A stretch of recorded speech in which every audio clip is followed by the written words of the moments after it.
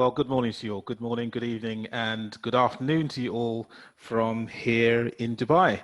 Welcome to this, the first in our Procurement Champions webinar series. And the focus of this session is women in leadership.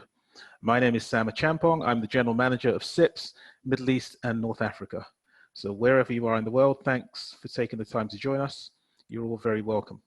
Now, the aim of the Procurement Champions series is to hear from senior leaders within the profession of procurement and supply, to understand the opportunities and challenges that enable them to get where they are, and also the challenges they faced and how they overcame them.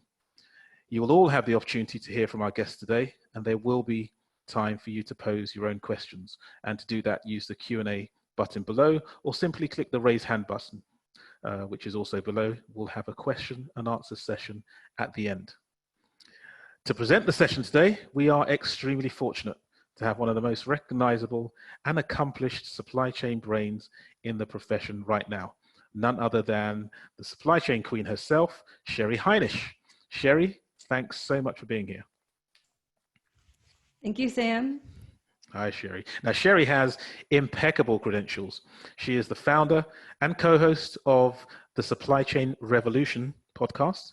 She's the 2020 Supply and Demand Chain Executive Pro to Know, and is also among the top 1% supply chain influencers on LinkedIn. Amongst many other credentials, she has a master's degree in supply chain management from Rutgers University in the US. She's a Lean Six Sigma Green Belt and a master's candidate at Harvard University in sustainability. As a host and presenter, she's someone who has immense knowledge and experience on the subject of procurement and supply. So this session is in extremely good hands. So at this stage, Sheri, I'm going to hand over to you. Thank you, Sam, for the warm introduction. Everyone, thank you for joining. And there has never been a more exciting time to be in procurement and supply chain. It's a pleasure today to join CIPS in the Procurement Champions series, where today we'll evangelize the achievements of phenomenal women in the field. We want this to feel more like a fireside chat than a formal discussion. As each of us share personal stories about our journeys, with our own unique twists and turns, I'd like to emphasize that this is a safe space for sharing. We'll have a few polls, and we're looking forward to hearing from you throughout the session also. Sam is going to monitor the chat located at the bottom of your screen. And without further ado, ladies, if you can turn on your video and audio, we'll begin with introductions. Sam, next slide, please.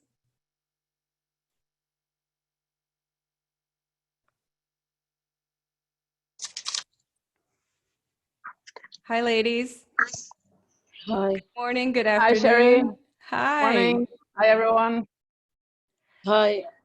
So I'd like to kick off the conversation moving left to right. If we can start and introduce each other.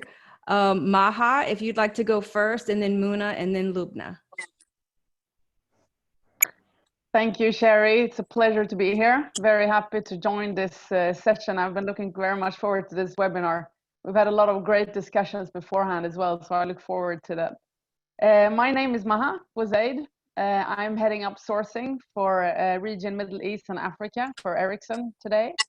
It's a region that consists of around 60 plus countries, around 3,000 suppliers, and a team of around 100 people.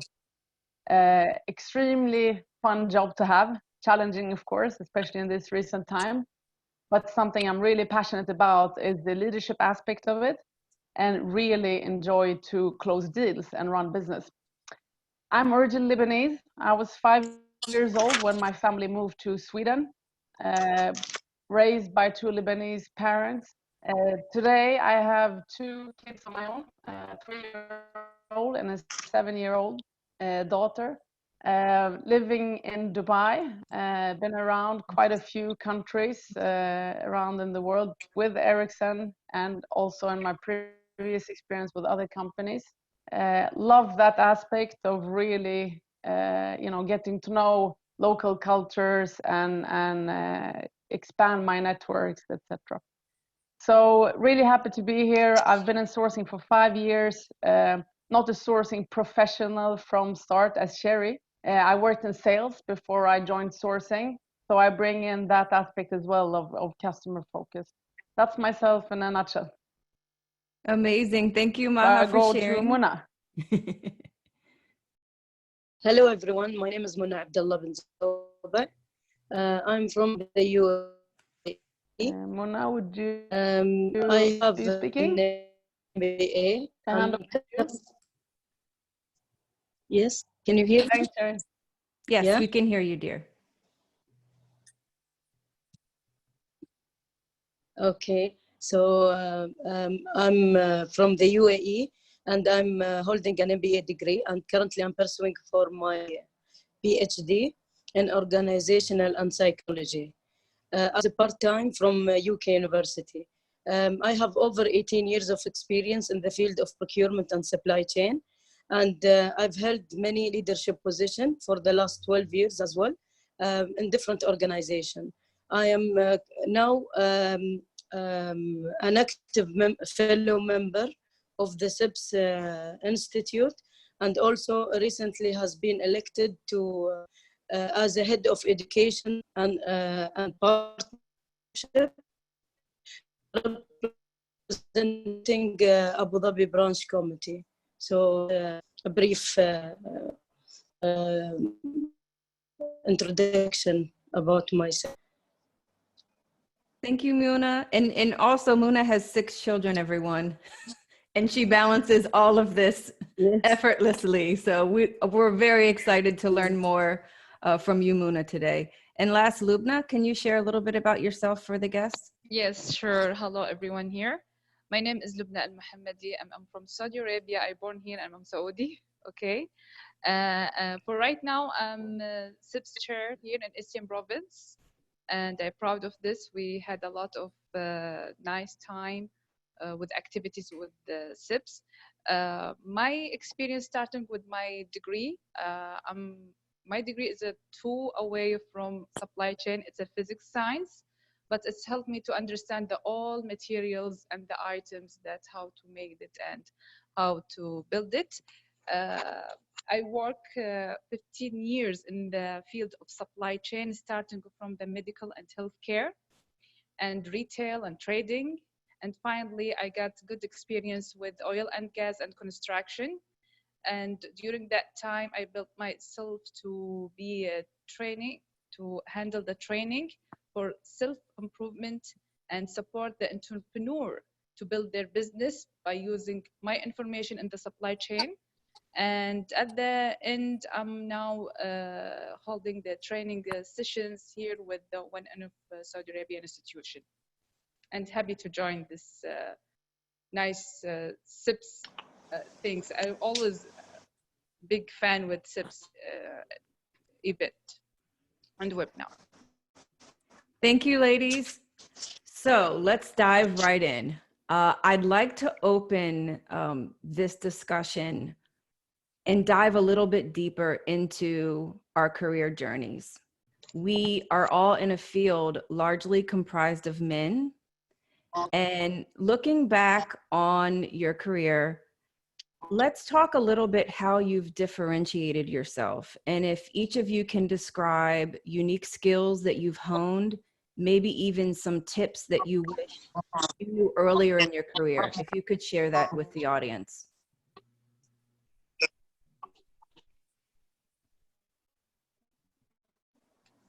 Yes.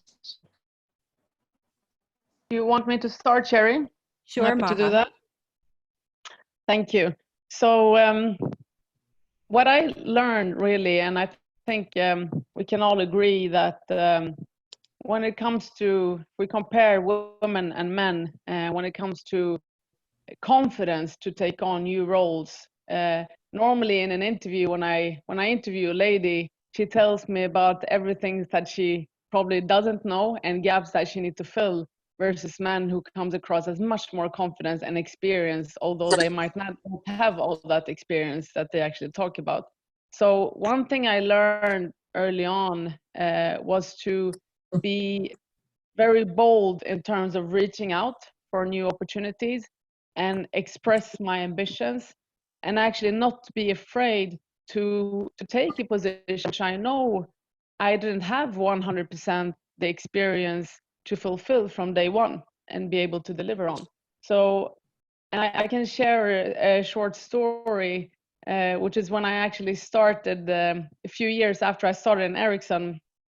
I had my first child 3 months after into my maternity leave. I started feeling quite eager to go back to work. I really missed the intellectual stimulants.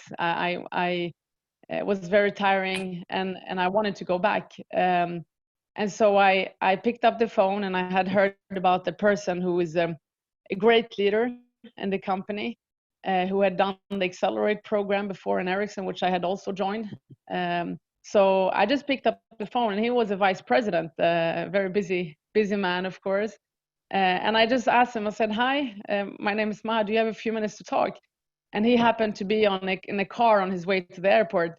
So he said, he was quite surprised with the call. And he said, fine, just what is it about?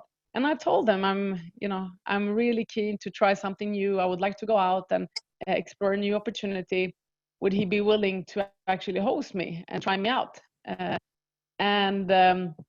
Finally, after a few calls and aligning with my home manager, we agreed that I would go for it. So I went there. I was supposed to stay 6 months. I stayed there for 2 years, and it was the start of a new fantastic opportunity and adventure for me, and also career growth. So what I want to say is that I think as women, we need to be a little bit bolder and really reaching out for those opportunities, and not expect others to help us to do that. Actually, we need to own our own career development, and we need to be bold to take roles where we can actually learn. We cannot be hitting the ground running every time. Brilliant. Maha, you touched on something that's also very prevalent right now when you think about the rise of digital networks and professional networks like LinkedIn, for example. I think that intuitively, sometimes women think that professional branding or marketing and evangelizing your skills and capabilities, maybe sometimes we shy away from that. But now you literally do have access to some of those relationships that you may not have had in the past. And as women, we certainly can be more assertive in self-promoting to put ourselves in the position of opportunity. Muna, can you share a little bit? I know that when we spoke before, you are a great advocate of different skills that women should have that may not be as apparent or intuitive. If you can share with the audience a little bit about that point of view. Sure. When I started my career early in 2001, I was a young mother of 2 kids. So I started in the oil and gas sector. And within the procurement department, there were no many female working in the procurement field. Majority of my colleagues were men. And when CIPS came into the company to give the CIPS education in 2002, I started joining this education, and I thought it will be more interesting to choose my career because I had always an objective.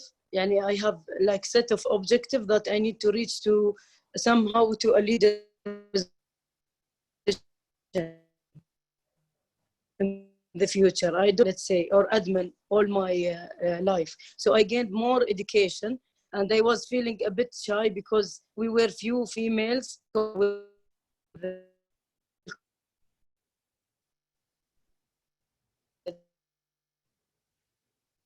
So I started to build procurement. I gained my certification. I completed my education. I wanted to know what are the main criteria or skills that I need to have to reach to the next level. So I was always listening to my line manager, and he always will inspire us with all the achievement he has done, and he was encouraging all UAE national to go to certain level of skills. So I've gone through the technical skills. I was interacting with all my expert colleagues from different nationalities, which was really I enjoyed. I worked in different sections within the procurement, like pre-qualification, contract division, working in the operation with the engineers. So I got lots of technical skills built in myself, which built my confidence. And I became like, I felt I'm very knowledgeable person, and I can go to the next step without any fear. You know, all the fears is gone when you gain lots of knowledge, experience, and you prove, and you show that you understand what you are doing really, and you have the capability as well. So I was very capable and skilled and talented. Everyone was telling me, you are a star of the department. One day you will become a big star. So I was, these really, all of these from my male colleagues and my superior. So this helped me as well to continue in building the same thing and going to the same direction and improve myself further. So this is really what I have learned in the past. So I built my negotiation skills with the suppliers. I got very strong knowledge about the ERP system, the technology. I found that this is very important key for every woman who working in the procurement should understand the technology part of the full procurement process, like procure to pay cycle. So this is one of the skills. Working in the pre-qualification department, build my relationship with the supplier. So I understand the terms and conditions, the legal aspect, distribution, conflict resolution, all of these knowledge, alhamdulillah, I gained by working in different division and with the support from my colleagues and my superiors. So this is what I can say.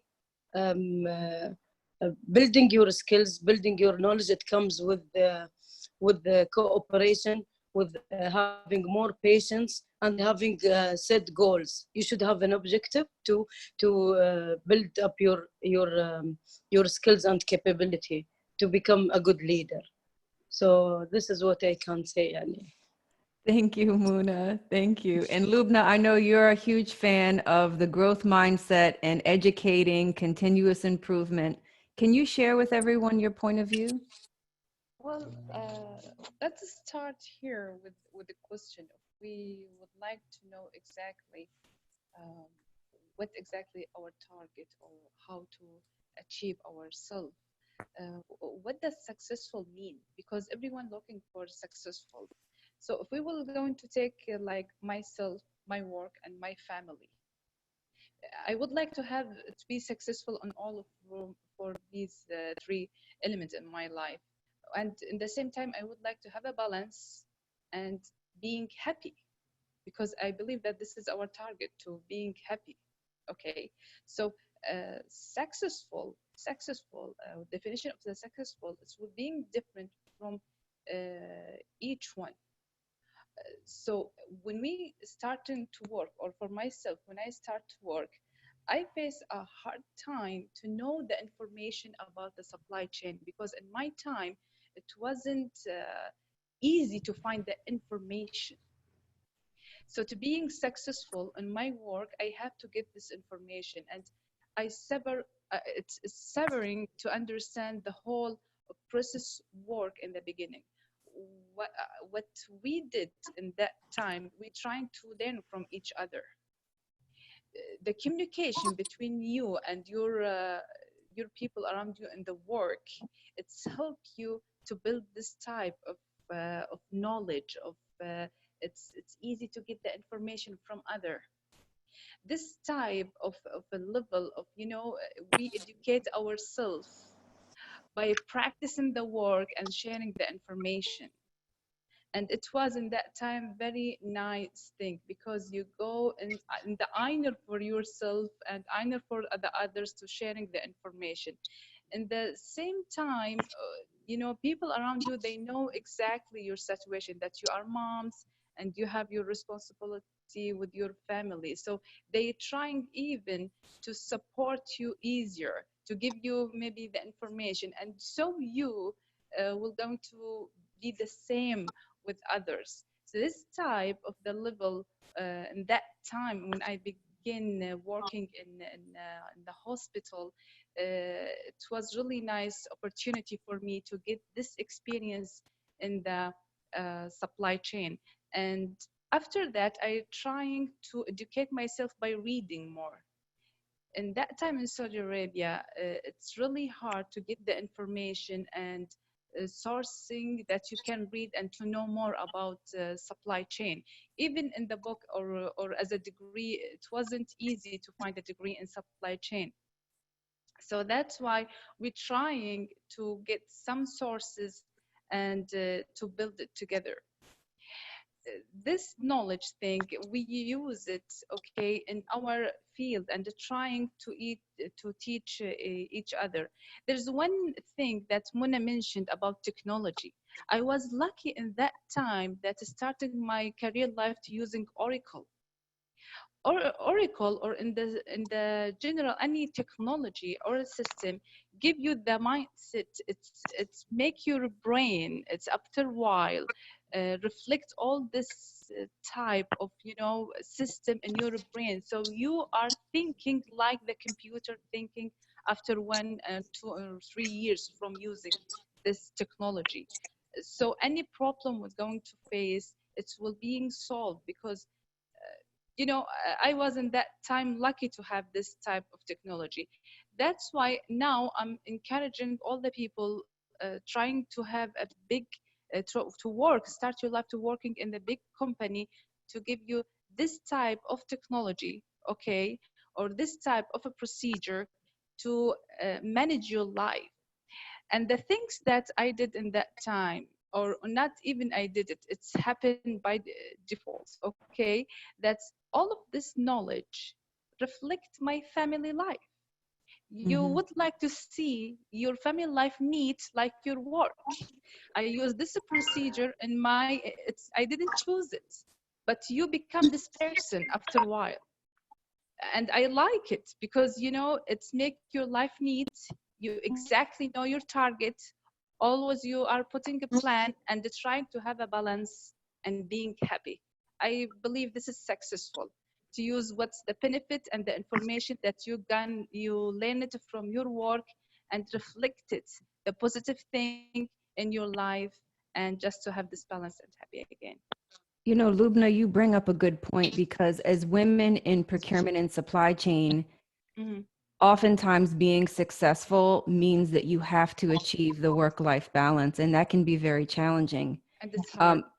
Recently with COVID and the global pandemic happening, it's created a real challenge for working women and working mothers.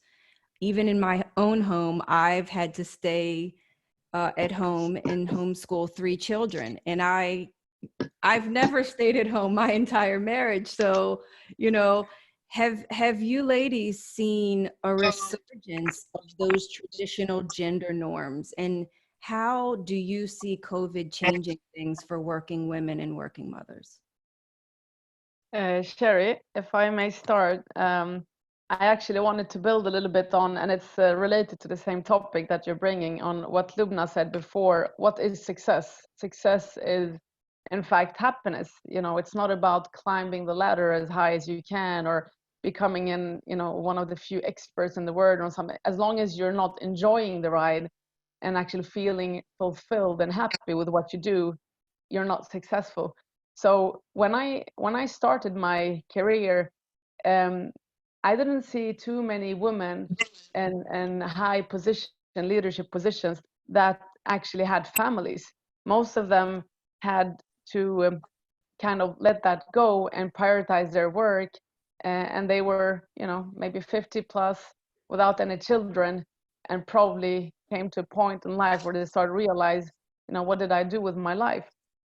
In my view, and the message I'm trying to give to the people I mentor and women I work with is that you never have to compromise that.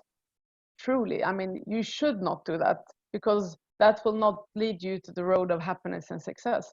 If you want to build a family, and the women, as we all know, are the ones who take the biggest loads at home and will probably continue to do that for many reasons.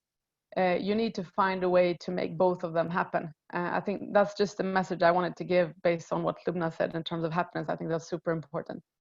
Then now coming to your point, Sheri, about during this COVID times, have we seen a resurgence and the norms? And I would say absolutely yes to that question.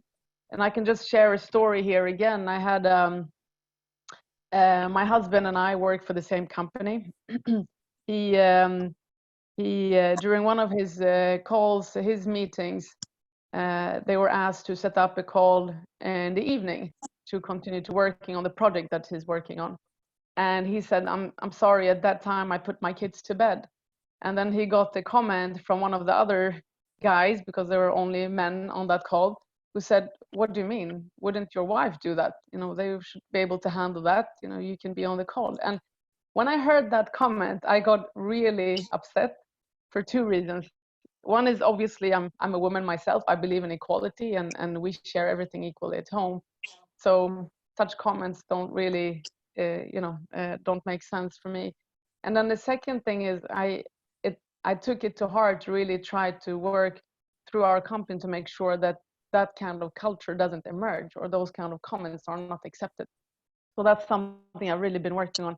But yes, I think we are challenged with that every day, not only with our companies, but at home as well, privately. Normally, I mean, you said it, Sheri, you're homeschooling three kids. I've been homeschooling a child as well. And the inclination of kids, is actually to go back to mom most of the time. That's where the strongest relationship is when they're young. So yes, we have taken, I would say, a bigger scope, bigger workload at home.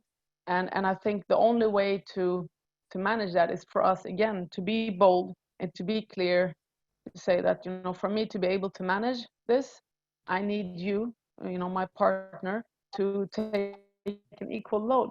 Otherwise, it's not going to work. And that kind of communication needs to be there all the time, the expectations set, and shared responsibility. Otherwise, it's not sustainable. Do you ladies find that employers are becoming more of a bridge, given the fact that more women are taking on responsibilities at home and trying to balance the workload? Is anything happening specifically in your respective regions where you are? I think it's becoming very tough with the current situation. Women are taking, in general, taking more through load in the house, taking care of the kids, might be doing some cooking, all other stuff. So I agree with Maha that there should be a balance, shared responsibility between the husband and the wife to create a good well-being for all family members. So we know that there has been some issues with the few women who left their job just to focus with their kids. And also, I think in other regions, there has been some issues with other women, like violent women in the home, where there is no support found from their network, like families or husbands. And the United Nations has been asking to create some policy related to this issue. So this is what is happening currently. So I think that's true. Yani. Thank you for sharing, Muna.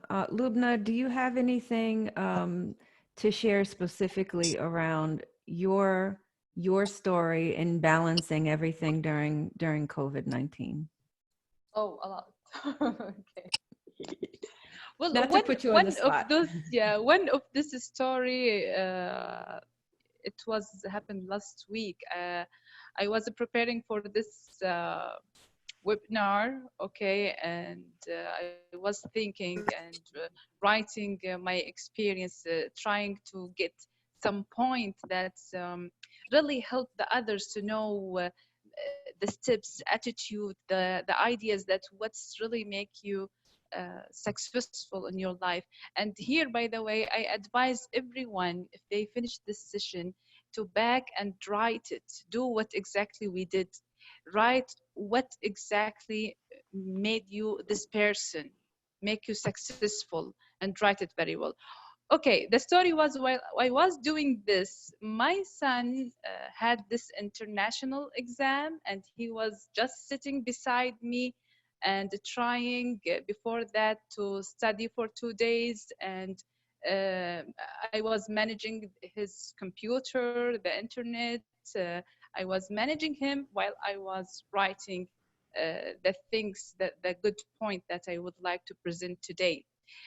This thing, what's happened in COVID-19, it wasn't the first time, in my life. We call it a normal mom day.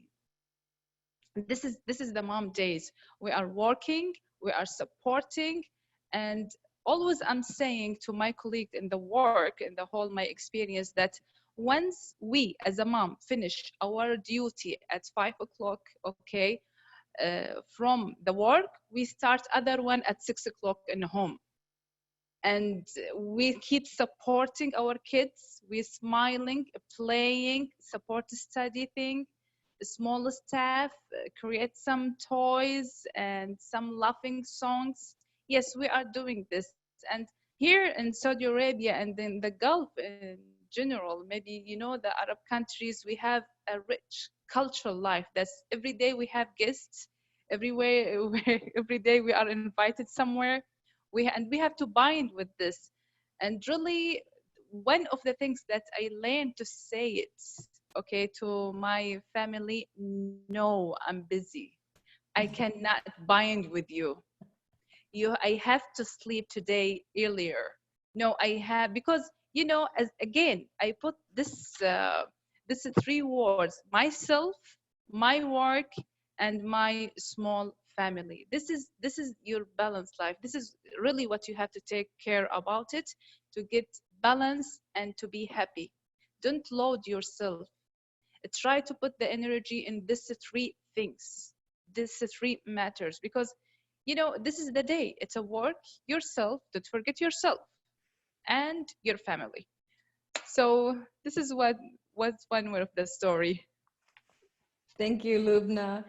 So at this point, Sam, we're going to transition to our first poll, and we'd like to hear from everyone on the webinar right now. And we're going to start talking about leadership. And if you could start the poll, Sam. This is focused on: what skill do you think is the most critical to become an effective leader? And if we'll leave the poll open for a minute or so and give everyone a chance to respond.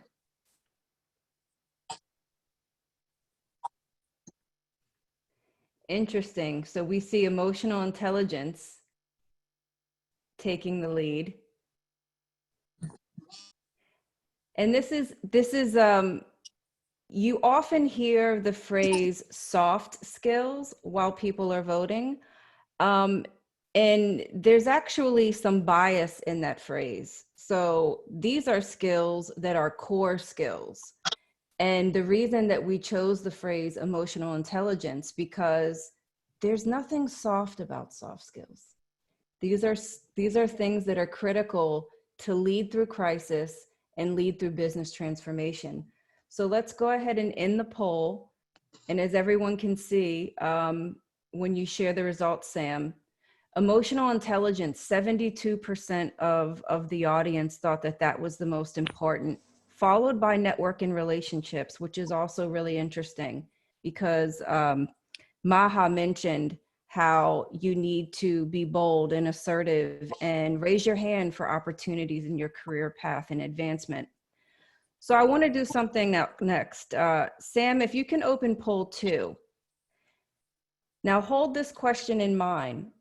What do you think is the most critical skill for women to become successful leaders? Is it the same? Is it different? And we'll leave this poll open for a minute or so to give everyone to think about this.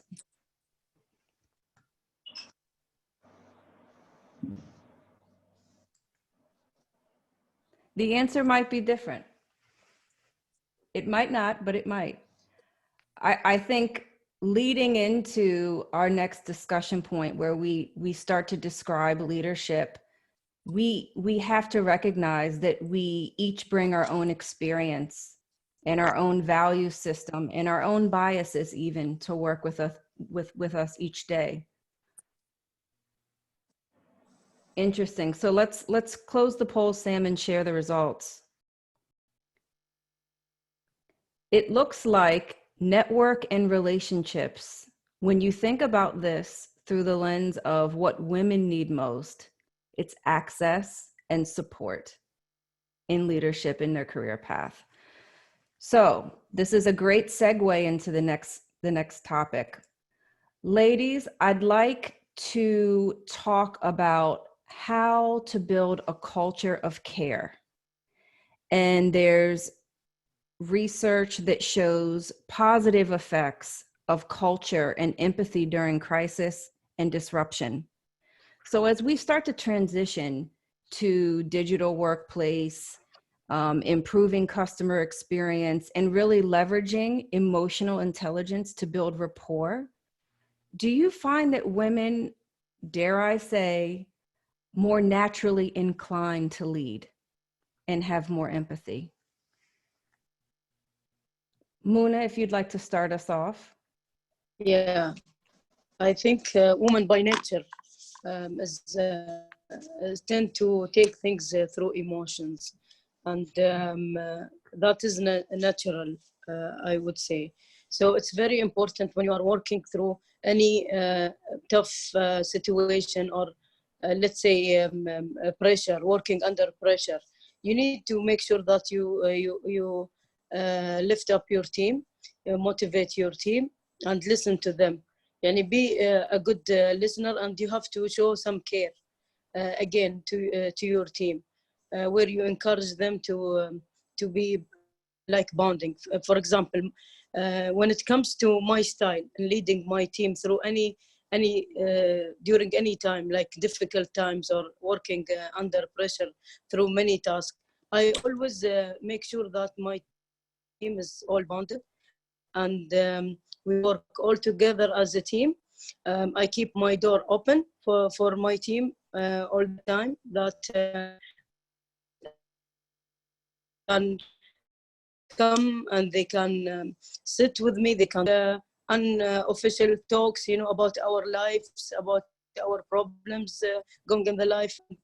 They would like to listen from you as a leader, what can be done, what is the solution. So they share their problems with you as a leader. And I was really enjoying, and I felt they are like my family. They are not like only my team member or working under me. So this made a good relation with my team all through the years, I would say, where we showed respect to each other. We showed caring to each other. When it comes to your personal life, of course, you need to sometimes say no. You cannot take the load. Women tend to say yes, yes, I will do it. I will do it. I will make this. She will take the initiative to do everything. We know, woman multi-talented. She can do multiple tasks at one time. But again, it will affect your health. You have a family, you need to take care of them. You have other commitment as well. So you need to give yourself a bit of a space where you can say no, and you have to delegate. For example, I was delegating my task, the roles to my team. I make them feel engaged in a different task project. They feel very excited, very motivated, even if it is a difficult time, when people feel depression about things changing in the organization. But these are most important things that I would like to share with any woman leader. I don't know, Maha or Lubna, if you've done the same thing with your team. or Sheri? Yes, yes, I agree with you, Mona. Absolutely. I think to answer Sheri's question, I agree with you. By nature, I think that the women, if we generalize now, of course, but have a higher degree of empathy. And I'm actually really happy to see that there's been so much focus in the past years on emotional intelligence compared to the normal IQ that we used to talk about, at least when I was a student. I remember the first new job I applied for actually before I joined Ericsson, and I did really well on the test, on the IQ test, on the English test, on several different interviews and case studies. But then I did a behavioral test where they tested my empathy level. And apparently, the feedback I got afterward was it was too high, 98% out of 100. So I never got the job because at that time they saw that as a weakness. You know, what if you cannot take decisions? What if you cannot fire people? How will that go? You know, so and oh my God, what has happened in the past 10 years, you know, in that field? I can confidently say today that if you can turn that to be a strength, it's one of your absolute most critical strengths as a leader, independent if it's a woman or men we are talking about. I think, as you said, Mona, people look to leaders who can really listen, who can really, you know, put themselves in the shoe of their employees and support them to actually achieve what they need. I think people are looking for leaders who can really hands-on support them to be successful. And in the end, that makes us all successful. So yes, empathy is very high. I think even higher among women than men. And we need to use that as a key, I would say, differentiating factor if we want to go into leadership positions. Agree. Yes, I support this too, Maha. You know what? In my experience, I discovered that to be a leadership, you have to start with yourself. And the most helpful thing is the SWOT analysis. Take a SWOT analysis, take yourself with your experience, with everything, with your attitude, and put it in the paper like a student, and just write it and write your talent. Be proud of what you have as a talent, okay, which is including the emotion that we have, and all of this positive thing which is the ladies they have, like a leadership. Always I'm saying, who's controlling all the bees? Queen. Who's controlling all the ants? Queen. So this is, I agree. you know, yes, it's from God thing. Okay. So this is number one. Number two, to be leader, even if you are not leader position, you have to lead your work. Start with leading your work. You know your task, your daily tasks that you receive it through emails or as a paperwork or through the system. Handle it and lead it. Try to research, get the right information, do the good connection. When I handling this CIPS organization in Eastern Province, I use SWOT for each one of my volunteer to check what they have, what they don't have, and how I can support them. Uh, you know, by to knowing each other, by to give them some small tasks to do it. Leadership is a big title, and if you started with the small thing like small task, and even in your home with your kids, you will going to reach to the good point. And what I would like to say again, if you want to be a leader, lead your work at the beginning. Lead yourself, your attitude. Be honest with yourself, your weakness, where you have to improve and where you have to show the people that you have this talent. Actually, I did it when I was in my first work. with my knowledge in physics, science, so I know it that I'm excellent in mathematics. I use it. And all the procedure of the supply chain decision built in mathematics thinking, the way that we are thinking, that I believe all of us excellent in mathematics. So that's it. You have to use the leadership by knowing yourself, and my advice to use the SWOT analysis. Thank you for sharing, Lubna and ladies. You know, as we were getting to know each other and preparing for this webinar, each of us shared a common challenge, and we've all grown up in different parts of the world and we have different experiences, but we each, during the preparation for this webinar, we said that at some point in our life, we struggled to find our inner voice. And finding your inner voice is echoed as one of the most difficult hurdles for women in procurement and supply chain. So I'd like maybe if we can talk a little bit about how we've each found courage to be bold and how that has parlayed into this drive to succeed, and then also help inspire others to find their voice as well. Maybe Maha, if you could kick this off. Absolutely, Sheri. I think it's a very important point to discuss, actually. It took me a while, I would say, to get to the point where I think both Lubna and Muna mentioned that before, realized that, you know, when what they say on the flight when you're bored and you say, put on your mask before you put on your children's mask. And it really took me many years to realize, to understand why they're saying that.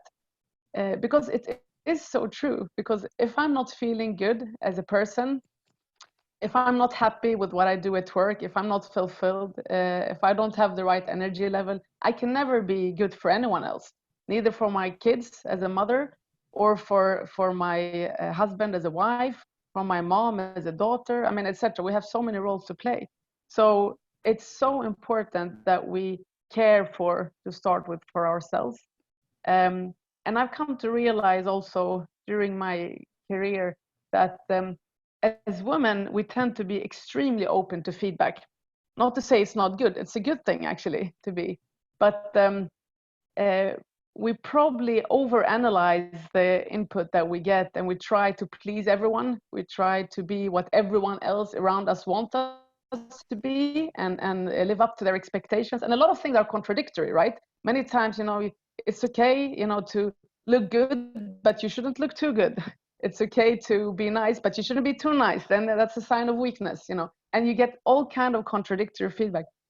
In the end of the day, it's so important to be genuine and to be true to yourself. Who am I as a person? What are my values in life? Who do I want to be? And then based on that, you know what you want, you're confident in yourself, then you try to find an environment where you're actually appreciated for who you are, not an environment where you constantly feel that you're struggling and having to live different expectations and to please others. You know, it could be that the feedback you get is relevant, but it could also be that it's not relevant. You're aware of it and you see that as a strength rather than a weakness. So, you know, I just wanted to share that because I think many times women get into that kind of situation where they feel stretched. Yeah, you know, sometimes too, I can share from my own experience, you don't have to always ask everyone to proofread your vision. And you have to come to accept that you won't be everyone's cup of tea. You might be too much for some people. And this is even family. So I remember Maha, my father's Lebanese. We talked about this. And I remember, you know, I was 24, 25, and I wasn't married. And this is a big deal. You have to get married by a certain age. You have to have a certain amount of children. And I remember when I had 2 children at the time, I told my father I wanted to go and get my first master's. And he said, why do you need to do that? You're married, you're a mother, you need to focus on raising your children, have more children, your husband's a doctor. You're playing around. And then I did it. And everyone said, coworkers, family, oh, you can't have 3 kids and go back to school and get a master's degree. But I did. And then I went to Harvard. And it's the same father who had that mindset, the old school cultural mindset that I should be in the home, you know, taking care of my kids and my husband, that now he's my biggest cheerleader. So even when you are in a situation where you get some feedback, you don't have to accept it. You don't have to ask people who are blind to proofread your vision for what you want in your life. Very good. I cannot agree more. And about the Einer, yeah, Mona, do you have to? Would you like to say something, or can I start? Oh, Lubna, you can take the mic, dear. Take Yes. the mic. About the Einer, I read one time from one philosophy that the people, the nature of people, when they born in a bad attitudes, and what they are trying to do all the life to be nice. And here, ladies, I can tell you that I know that you are so nice, but you have to be selfish. Yes. You have to have your own time. And here I write it even, okay? You have to have a massage. You have to have a pedicure session, and it's okay. It's fine. We are ladies. We have to think about ourselves. You have to be healthy. You have to be beautiful. It's nice. It's your time. Don't distribute all your energy in work, in family, in children. And that's right, Maha. If you are not okay, nothing will be okay. Nothing around you. This is a balance. And the first thing you have to work the balance on is yourself. So try to be selfish, to be and to get some happiness by to do your own things. For me, I last year I finished my PADI. I'm a diver now, and I'm diving. I'm waiting just all of this thing open to back to the sea. And it was only my time for myself, and it looks like a reward. And this is how we should treat ourselves. And you know, I'm very curious to hear from Muna, who has getting her PhD and has 6 children, and I still don't know how she does it and how she's so lovely and so positive. Muna, can you share some tips with us? I am super curious to hear from you. Sure. When I started my career, again, I faced lots of challenges in my life. First, being a married woman and a mother of 2, doing my study in the college and working at the same time. So I faced lots of pressure, and I was lacking of confidence when I started my career, and I was feeling a bit shy, mixing with men in the work. So gradually I tried to overcome of all these fears. You know, I was having fear of something wrong at the work, wrong analysis. For example, when I was given a task or a project to do, I was having the fear that I will fail. I will fail the project itself. So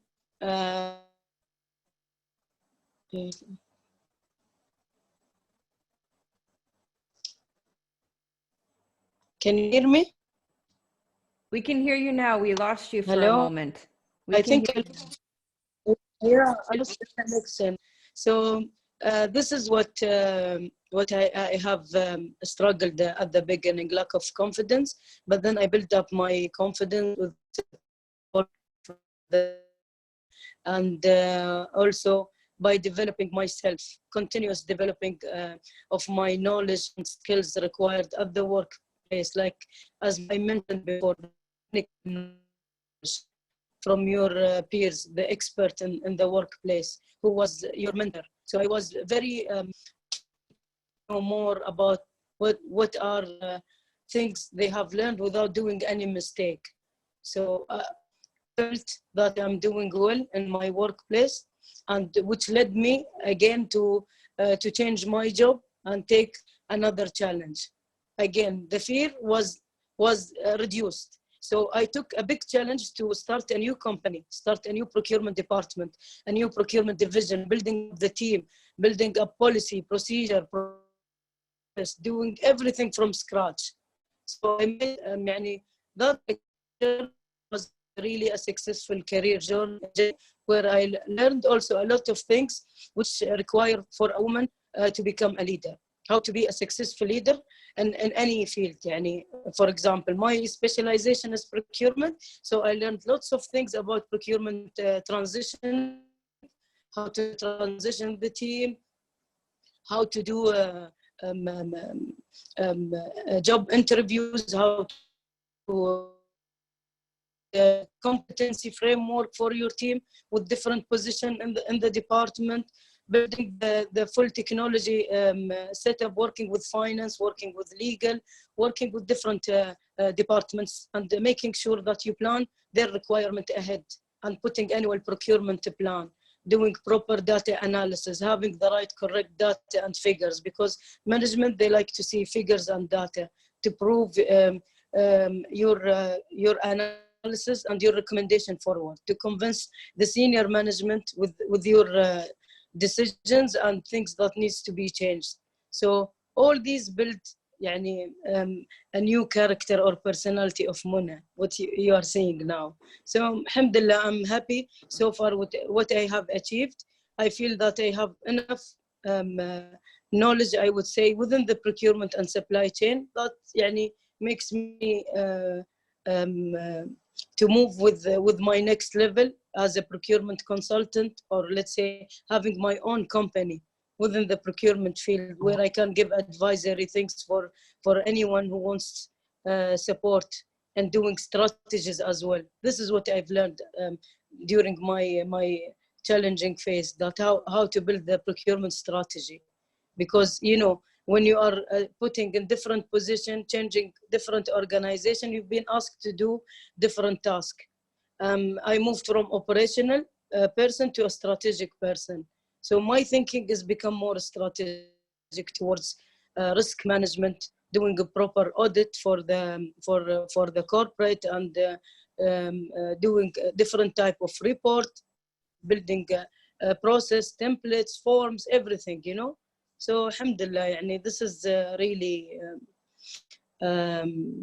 I'm very grateful to all my team members, all the people, all colleagues who supported me to reach to what I am right now. Thank you, Muna. Now, just being aware of what time it is, I'd like to bring Sam in because I see the chat box. We have some Q&A.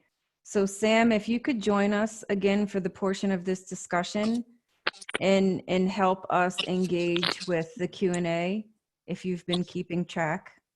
Hi, Sheri, I'm here, and I've certainly been keeping track. I did nod off. Fantastic discussion, and we've had some great questions coming through.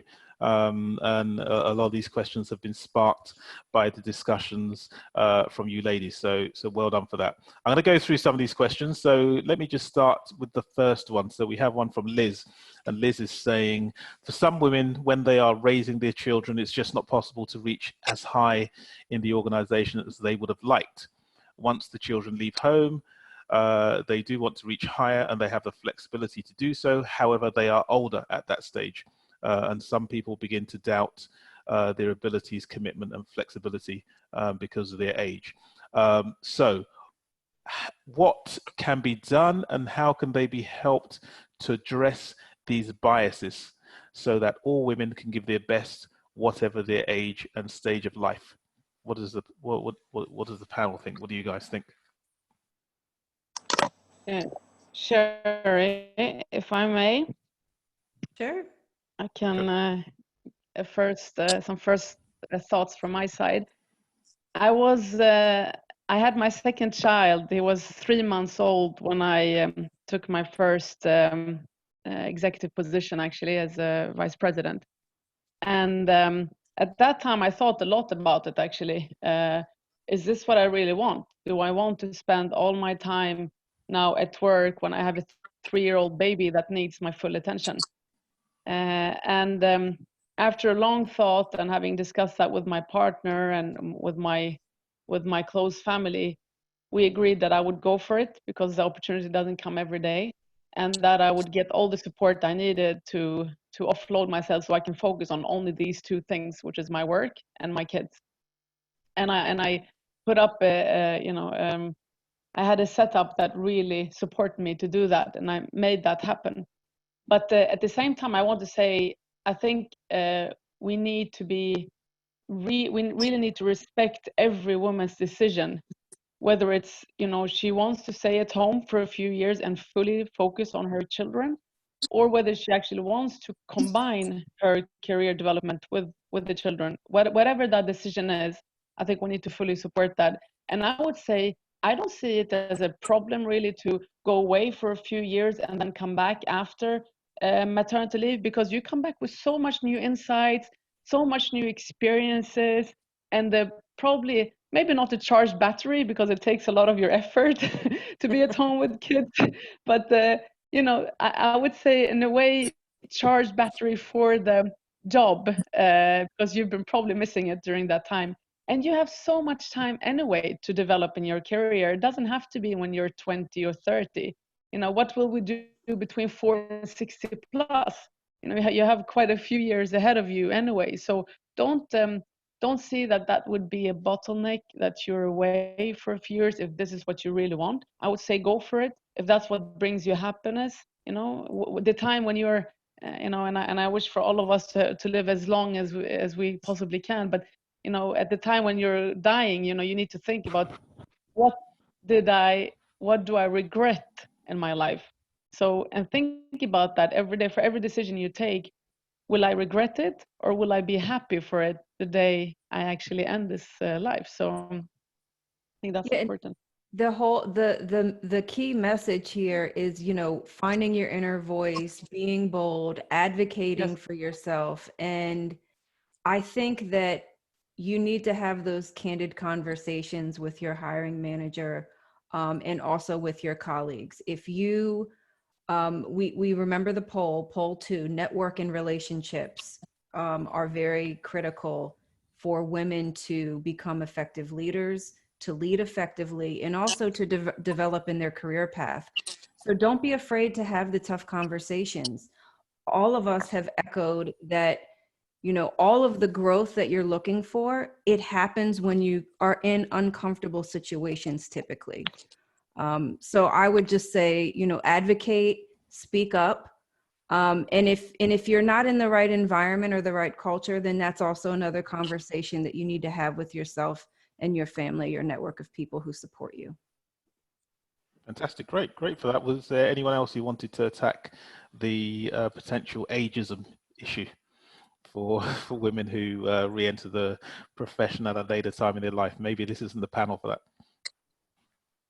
That can be the next series. It could be, right. Well, good luck in choosing the panel for that one.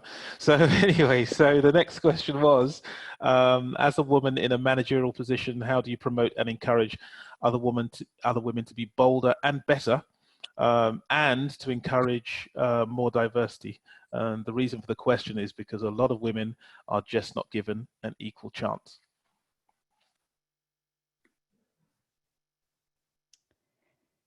I'm happy to jump on that as well, Sheri, unless you want to start. I would say I want to distinguish between equality and equity, because I think that sometimes those words are used interchangeably and they're very different. So when I think of equality, it means that there's sort of a level playing field where men and women may be, equal across certain dimensions. But equity is when you are removing systemic barriers and access. So it is different. It's more inclusive. And diversity and inclusion go hand in hand. And when you think about diversity, it's, we're actually invited to the party.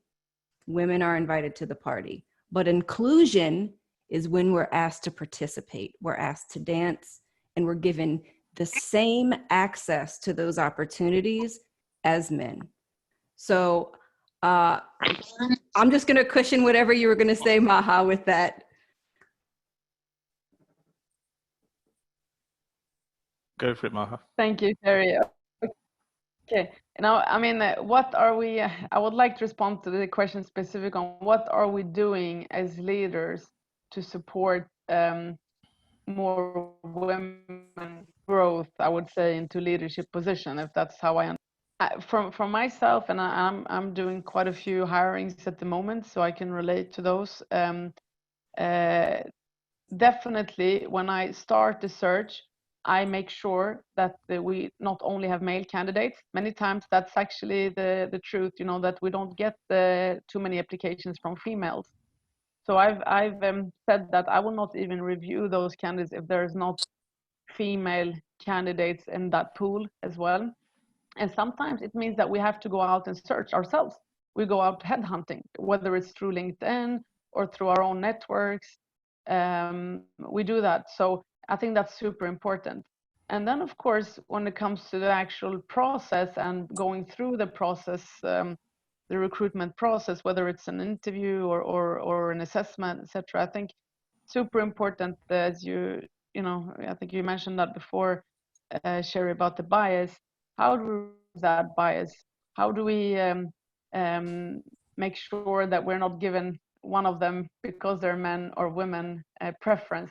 And for that, I think at least in our company, we've done a lot of trainings around bias, gender bias, so that we create awareness and train ourselves and actually, you know, get that reduced. I don't think you can ever remove that 100%, but at least you can be aware of it and try to address it. And then we always make sure that several people are included in that process so we can be as objective as possible. Yeah. Okay. I think also I would like to add about how to encourage more women. Looking at to my previous also interviews where I was selecting women to join us as a team. Always we look at the attitude as well, attitude, behavior of the person, the personality of the woman. Don't be overconfident. Don't be very arrogant. You know, when you come to the interview, you should have the right capability. I would say the right skills, the right knowledge required to answer the questions when it comes to procurement case scenarios. You need to be aware how to solve any problems or any situation. Let's say we give a case scenario, the ability to understand and to listen to the question and also respond back with more creative answer. I always look at creativity of a person who would like to join the team. And as I've mentioned, the technical knowledge is very important. Being herself, yani, I would say be yourself. Don't pretend that you know everything. Be very assertive. Assertiveness is very important as well when you look at the person. And always, yani, there should be the initiative or key the motivation to learn more things. You know, that they are always developing themselves, always trying to complete different education or skills required to build their knowledge and experience.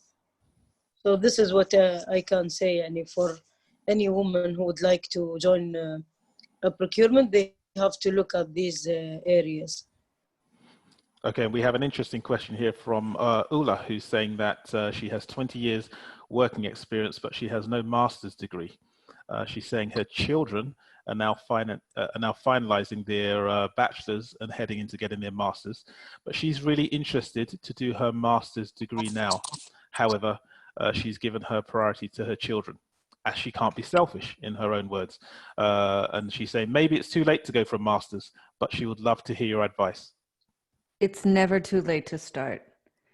If it is a matter of finances, then you make a decision, you know, how do I make it work? It's coming from a place of solving the problem and not creating excuses to not move forward. So I would say it is never too late. Education is a journey. You never stop learning. And that's really tied to career advancement and this concept of you know, being an empowering woman, being a leader. So please don't put it off. Start today. Great. We have one here from Sane, who's saying, could you provide some tips on how women can increase their influence and drive impact in the workplace and aim at gaining higher positions where their voices can be heard in an environment that is monopolized by men? So how can women increase their influence and break that glass ceiling?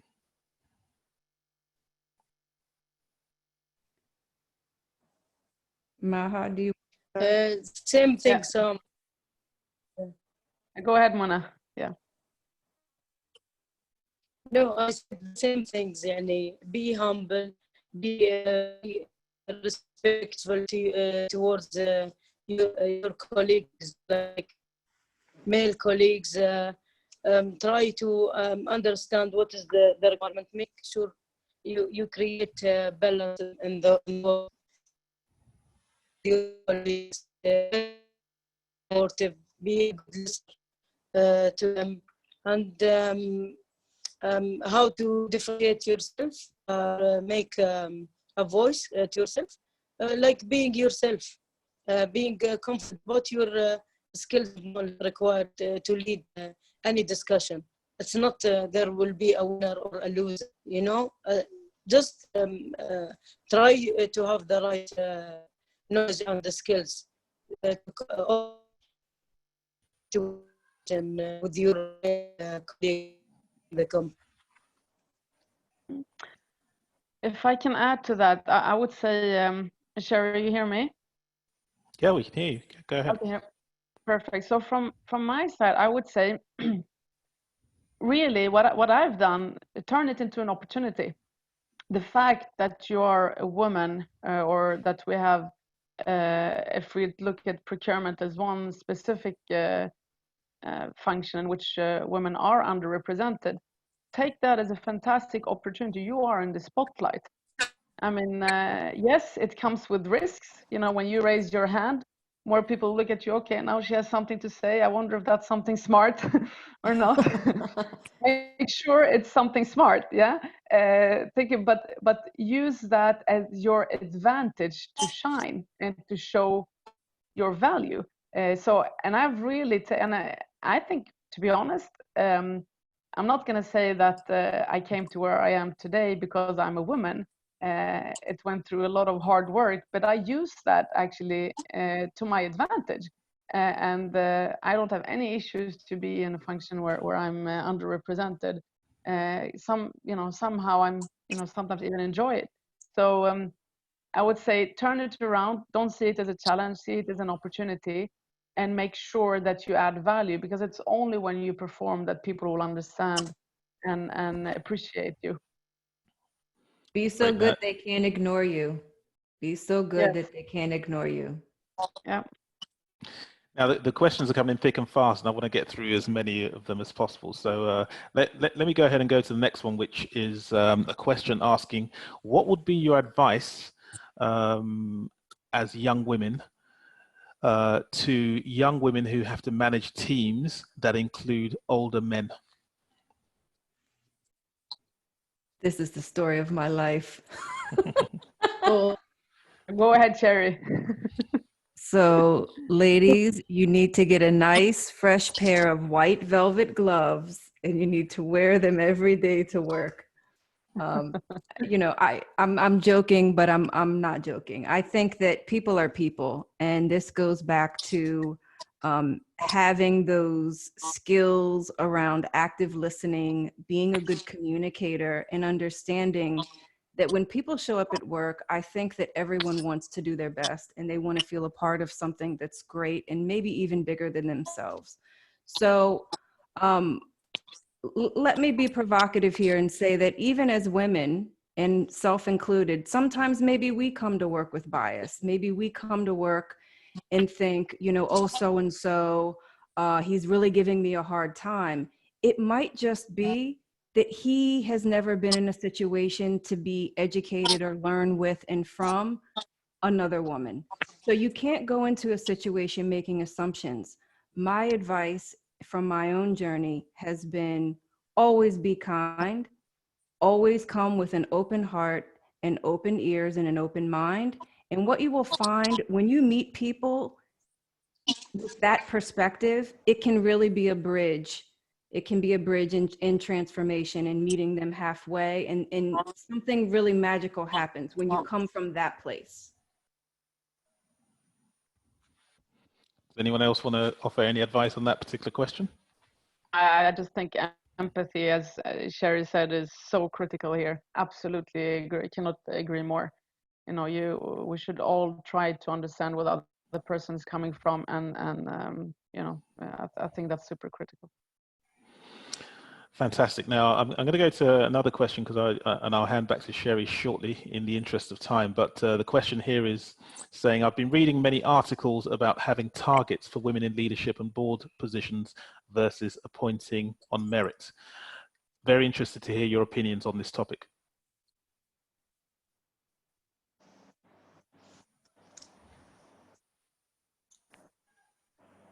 So the question is whether we should put a target on increasing female diversity, right? Or no, I think the question was that happens in some places, and I think the person asking the question was, do you have any opinions on that topic of quotas in senior positions? Okay, I mean, if I can start, I think I would never compromise on performance for a role. When I'm recruiting, I make sure that I get the person who's best fit for the role, independent if it's women or men. Having said that, I think really we need to start getting more women to apply for this role, because I think if you have a 50-50 split in the applicants, you would actually end up with 50-50 as an output as well in terms of appointments. Because truly, I mean, when I'm just looking at my own team and the people that I see applying, many times women have, you know, those who actually decide to apply comes across as with stronger experience and capability than many of the men, what I see. So I think we really need to increase the funnel of women who apply for the position to start with. Now, having said that, my private opinion and on quotas is that, well, if it doesn't work in any other way, maybe that's the way to do it. You know, you get what you target for. I mean, you set a target, you execute on it, and that will force you, I think, as a leader also to ensure that you look out for more women. So targets are powerful. Just to add what you said, Maha, people can fall into that mindset where they're comfortable and they hire with what they, you know, what they're familiar, what's familiar to them. So I always hire for the best person, the most capable person, the one who has the most potential for growth. That being said, there's systemic bias in the hiring process. And that's why becoming equitable is different from equality. I think that if you set a target, it's more of a North Star. It doesn't necessarily mean that you manage to that number, but it puts a stake in the ground that you value diversity and inclusion, and that this is something that you aim to be. You aim to be an equitable organization and give fair access and opportunity to both men and women in your company. I agree. Yeah, I agree with you, Sheri. From my experience, again, it will be based on your business, your company core business. What is required? You know, if you are going under too much time pressure, you need things to be done, you have to work for long hours, then you need to think, you have to make a judgment on what is required. You know, it's being fair, it should be based on the most capable person. But again, based on my business nature, I will look at the time given to the workplace itself. Sometimes they've been asked to work more than the normal hours, like more than 8 hours. So of course, woman will go for maternity leave. She will have a child to take care. She will have like 2 hours nursing. You know, we respect that. But again, there shouldn't be any impact on the business, especially when you have a commercial income to the company where you need to achieve high revenue. So you need to make balance and look for, again, for most capable person, and give fair opportunity for men and women as well. Great. Well, I think there's been a large diversity of questions there, and we got several, but we can't get through all of them right now. I'm just going to pass back to Sheri at this stage to give a bit of a call to action. Okay, thank you, Sam. I see the number 48 by the Q&A. If we have 48 questions, I apologize that we didn't get to all of them, but we will. So the first call to action, we have 2 polls. The first one is we want to find out the most meaningful and impactful way to continue fellowship and mentoring CIPS members who are interested in continuing this dialogue. So if you could put up poll 3, Sam, just so we can get a feel for what you'd find most helpful. This is the first series, and we would like to continue in different ways, different channels, different ways of connecting. And I see the results. I'm not sure if everyone can see the results as they come in, but we'll leave it open for another 30 seconds. Please respond. And then we'll share the results, and Sam promises to capture the feedback. People are still voting. It looks like people love mentoring, monthly webinars, pre-recorded content. That's another idea.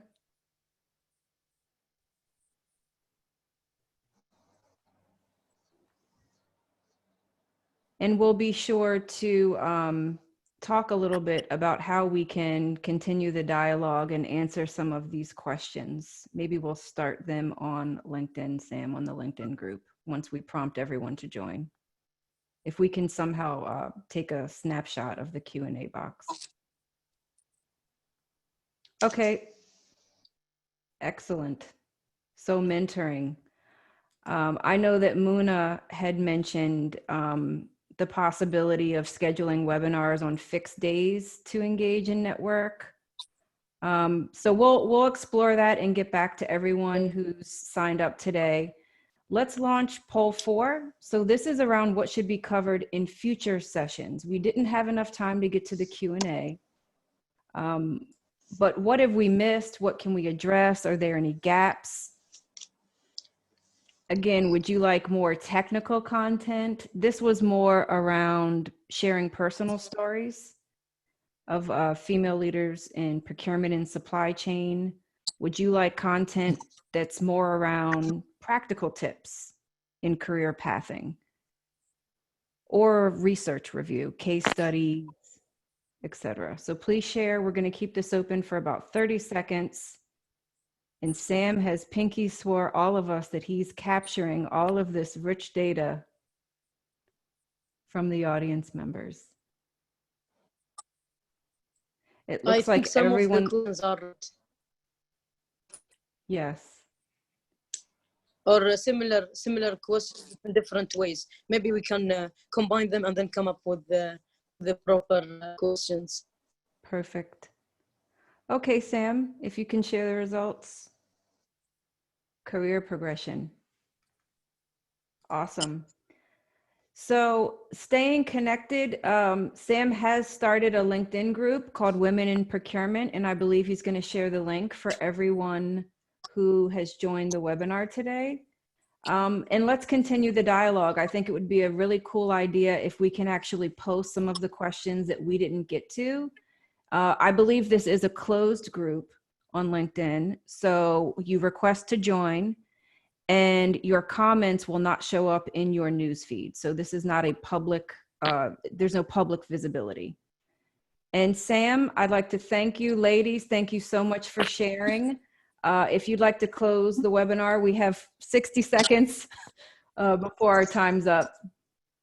That's fantastic, Sheri. I'd like to go back again and thank you all, because that's the bad news. The bad news is we've run out of time, so we're going to have to draw this session to a close. But the good news is that this will not be the last Women in Procurement session that we host. This will be the first one. So we will let you all know very shortly when the next one will be, and you're all very, very welcome to come. So once again, thank you to Sheri, thank you to our fantastic panelists, to Maha, Muna, and Lubna, and also for your great questions. We will keep the conversation going, and we've set up a specific LinkedIn group, as Sheri just mentioned, and that LinkedIn group is what you see on your screen at the moment, the CIPS Women in Procurement MENA LinkedIn group. Please do join that group, and we will continue the conversation and the outcome of the polls and details of the next session, and also addressing some of the questions you asked during this session as well. So it just leaves me to say, great audience, great panel, great presenter. Thank you for your input, and we hope to see you again at the next session. Take care. Thank you. Bye. Thank you, everyone. Thank you. Thank you.